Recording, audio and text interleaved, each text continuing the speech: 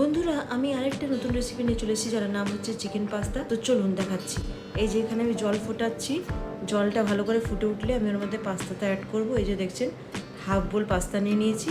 এবার এতে দিয়ে দেবো। তো এইটা ভালো করে ফুটবে। যতক্ষণ ফুটবে, যতক্ষণ সফট না হয়ে যায়, ততক্ষণ আমি এটাকে বন্ধ করব না। এই যে দেখুন, কাঁটা চামচে দেখাচ্ছি, দেখুন কতটা সফট হয়েছে। এবার আমি বন্ধ করে দেব। এটা হয়ে গেছে।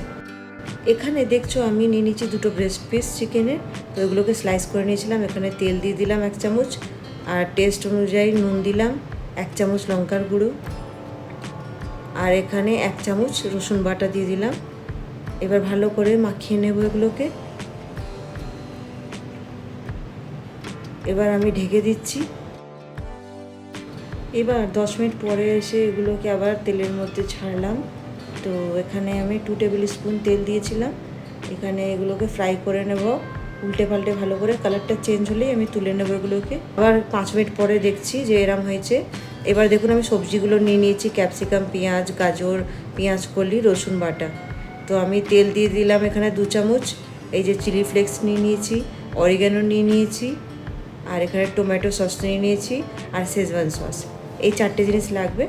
এবার এখানে আমি একটা পেঁয়াজ স্লাইস করে নিয়েছিলাম, দিয়ে দিলাম। ক্যাপসিকাম হাফ দিলাম, আর এখানে আর রসুন বাটা দিলাম। এখানে গাজর, পুরো একটা গাজর দিয়েছিলাম। এই 4টে জিনিস আমি এখানে অ্যাড করেছি। তো এগুলোকে ভালো করে নাড়াচাড়া করে দেব। এবার ঢেকে দিলাম।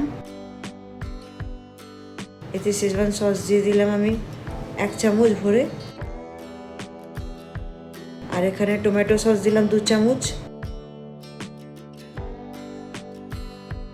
এই যে এবার চিকেনটা যে ফ্রাই করে নিয়েছিলাম, এটা মিক্স করে দিলাম।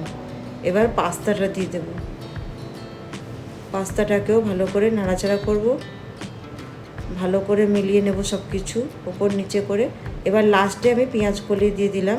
পেঁয়াজ কলিটা প্রথমে দিইনি, এই জন্য লাস্টে দিয়েছি, যাতে অন্যরকম একটা গন্ধও আসে। এবার আমি চিলি ফ্লেক্স দিয়ে দিচ্ছি, আর এখানে এই যে অরিগ্যানোটা দিয়ে দিলাম। এখানে আমি ইন্ডাকশানটা বন্ধ করে এগুলো সব একসাথে ভালো করে মিক্স করছি। তো আমার চিকেন পাস্তা রেডি। তো আপনাদের কেমন লাগলো এই রেসিপিটা নিশ্চয়ই জানাবেন। খুব শিগগিরই অন্য নতুন রেসিপি নিয়ে হাজির হচ্ছি। ততক্ষণের জন্য টাটা।